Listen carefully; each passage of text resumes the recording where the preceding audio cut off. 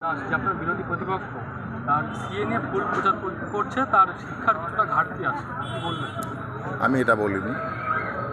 আমি বলেছি মমতা বন্দ্যোপাধ্যায় ভুল প্রচার করছেন এবং এরা সেটা অকপটে না বুঝে মিথ্যে কথা বলছেন।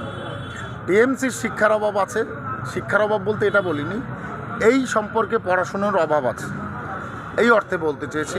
এটা সম্পর্কে কিছু জানে না, বকে যাচ্ছে, যে কারণে একটু শিক্ষা নেওয়া উচিত, এডুকেশন নেওয়া উচিত এই বিষয়ে পড়াশুনো করে। গাইঘাটার পাঁচকোটায় এক নির্বাচনী প্রচার থেকে আপনি বলেছেন তৃণমূলের একজনকে নাগরিকত্ব দেবেন না, তাকে বাংলাদেশে পাঠিয়ে দেবো।